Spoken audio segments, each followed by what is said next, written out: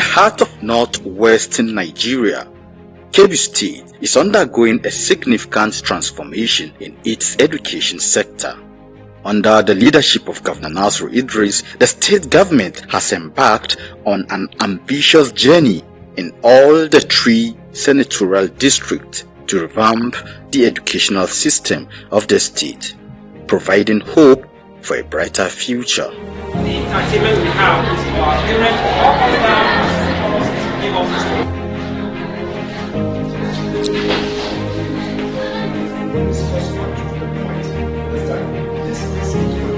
Thank the state government for providing more equipment for our school, because before we are not having those things, but now with the help of the government we learned more and we can differentiate both everything we see in the chemistry lab. With a staggering investment of billions of naira within the first 2 years of his administration, Governor Nasir is committed to improving education standards. This investment has enabled the construction of new classrooms, provision of essential amenities, and comprehensive overhaul of educational infrastructure in the 3 senatorial districts of Kebbi State. It may also be interest to note that during the period of June 2023 to May 2024, the State Universal Basic Education Board has attained significant level of accomplishment in the construction, renovation, procurement, furnishing, and the provision of infrastructure material to the tune of 8,176,011,014 naira. In the same vein, under the BESDA program, a total sum of 5,887,626,306 naira 88 kobo for construction, renovation, and training in different locations across the state.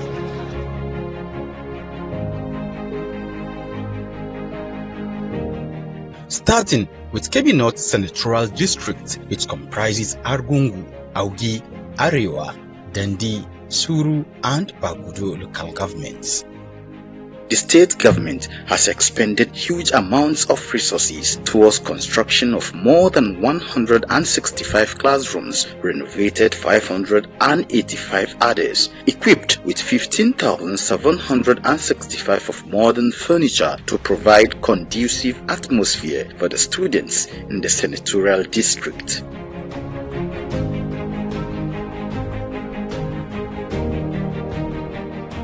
The present administration, under the leadership of Comrade Nasir inherited almost collapsed educational system with difference in structures, furniture, teachers, and what have you. Because this is a situation where you inherited cracked walls, blown up roofs, potholes in the classrooms. Students were sitting on bare floor, even at the state capital. Conveniences at school that can make even the children to go to school, like students who are defecating all over due to lack of toilets and what have you. And this is a decade-long neglect which this administration inherited. And this is cut across the whole of the state. So it's certainly not something that can be done one day. But the present administration has made laudable efforts whereby thousands of classrooms were renovated, new ones built in, teachers were recruited, qualified teachers were recruited, and for the first time courses were organized for primary school teachers, which has never happened in the history of this state. That is why the number of out-of-school children is reducing. But of course the number is quite large So it will take time. In just 2 years, you cannot cover everywhere. The state government has also recruited 2,000 additional teachers, addressing the shortage of manpower and enhancing the quality of teaching. Furthermore, 717 post-basic literacy centers have been established to cater for almajiris and other out-of-school children in the 3 senatorial districts. He instructed that we shall employ 2,000 teachers across the state, because many schools were having many problems in relation to teachers. So he instructed and he approved the ministry to embark on enrollment, recruitment of teachers across the state to solve the problem of inadequacies of teachers in the state.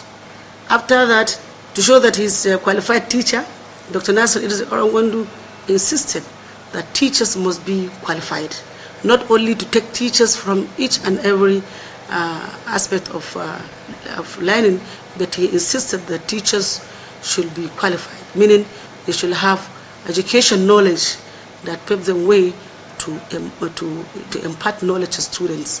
Meaning we must take at least NCE holders, BA Ed, BSc Ed, MSc Ed, MA Ed, or BSc with statistics, or NCE with BSc. These 7 categories of teachers, all with the intention of getting the best teachers, qualified teachers, trained teachers with experience in education or experience in training during their school days. So this is an exercise that has never happened in Kebbi State.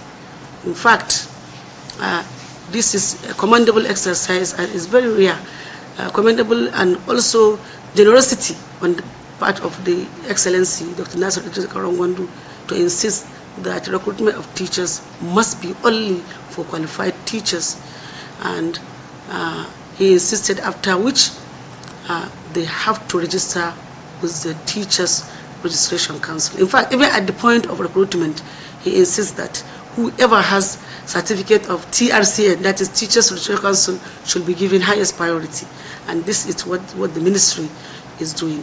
So this is highly commendable, and also it is a clear demonstration of his intention to the sector.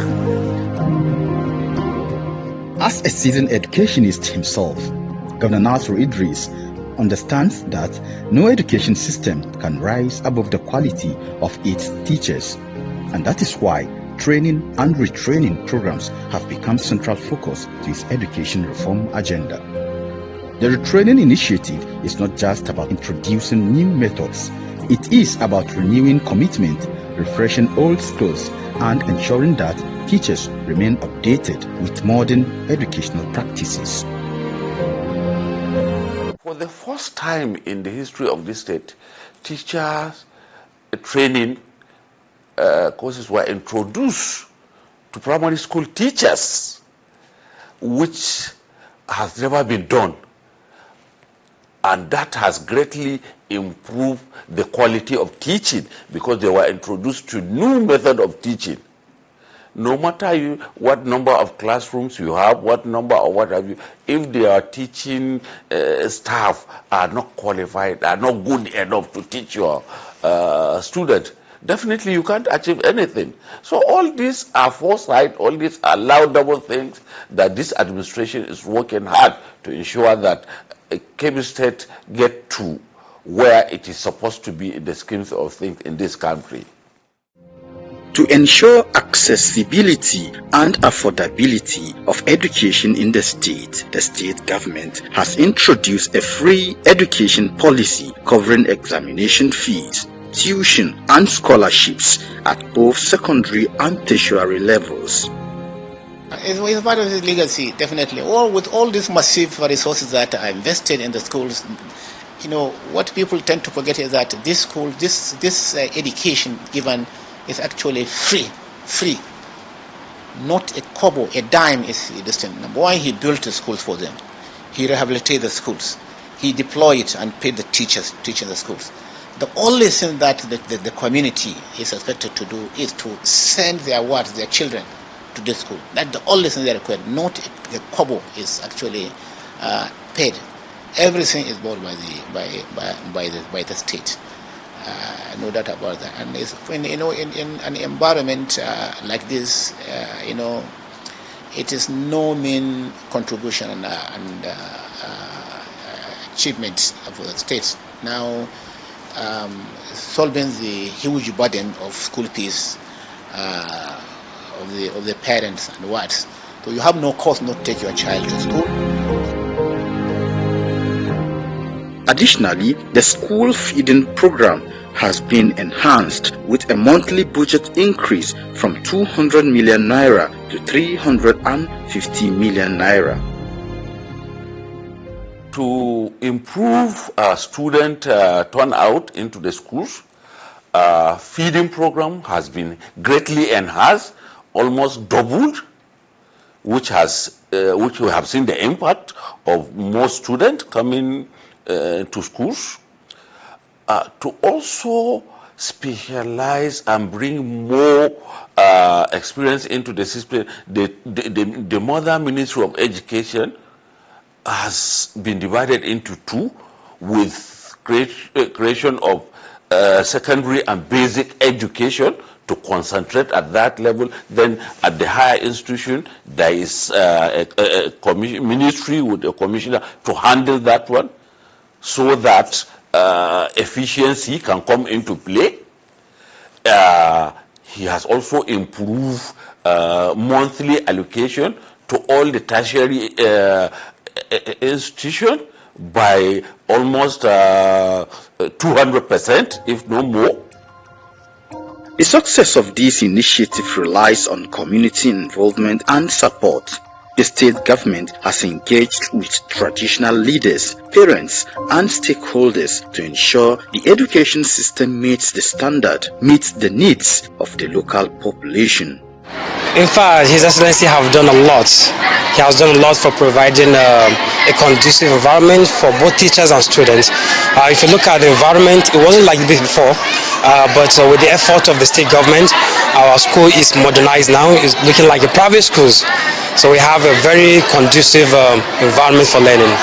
Structure, this is a very good and innovative idea by the state government to solve some of the challenges this school faces for decades. The state government was able to solve scientific problems we are facing through this intervention, because students now can be able to perform lots of practicals that they normally see on television or they hear is carried out abroad. Now we do it here in Kebbi State.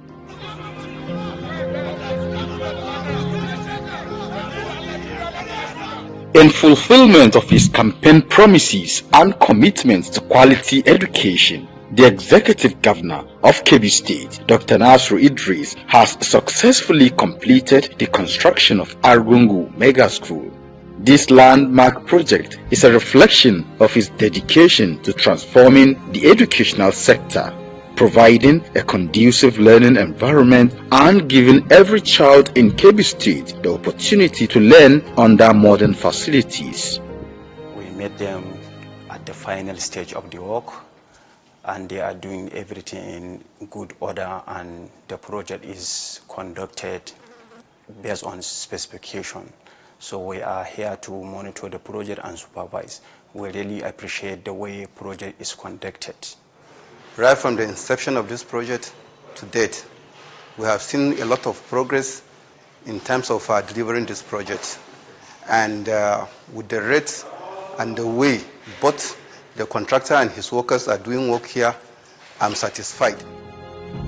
With a state-of-the-art classrooms, offices and learning equipment, the Argungu Mega School stands as a symbol of renewed hope, brighter future, and a stronger Kebbi State under the visionary leadership of Dr. Nasir Idris. More significantly, His Excellency is not just into constructions, renovations of these classrooms and the rest of them.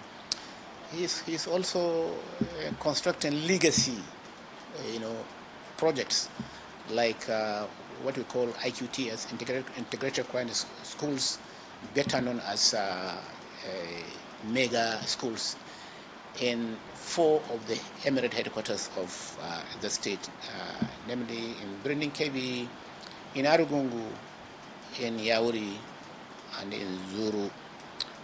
Already the projects in the mega school in Zuru, not in Zuru, I mean in Yauri, has already been completed 100% and handed over to us. Just last week, that of Aragon was actually also 100% completed, and we took over from the contractor. And that of Zuru, has reached not less than 95% completion. In fact, the only remaining work there is the supply of furniture, and which I think is a matter of few weeks will be fully installed, including the laboratory equipments. And again, we are hopefully in a few months' time that of Birnin Kebbi will also be completed and handed over to us. In those schools in particular, so it's not just about teaching and learning that is taking place, but skills acquisition is actually emphasized. So you will find workshops in those places and several kind of rooms that in which skills, modern skills that will be much needed by the society will be acquired by the prospective students. Things like welding, electrical installation repair, solar installation and repairs, barbing, repair of handsets, tailoring, embroidery, and quite a number of skills that are really much required by the economy, and which will also help the student not only just to learn, but to acquire skills that will be useful to them and that will be productive to the economy and will add value to the economy generally. And the students now do not have to wait for the state or even the non-state actors to provide employment for them.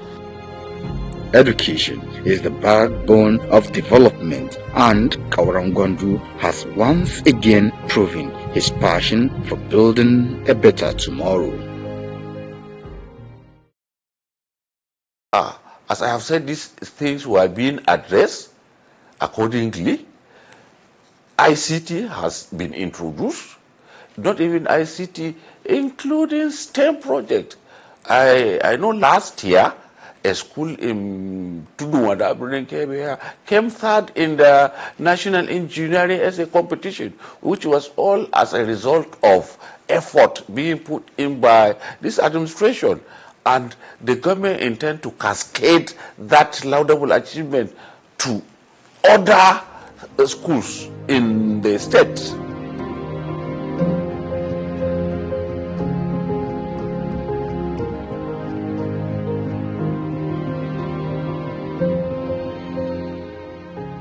Kebbi State's education transformation is a testament to the power of visionary leadership and community collaboration as the state government continues to invest in education. The future looks brighter for its young population.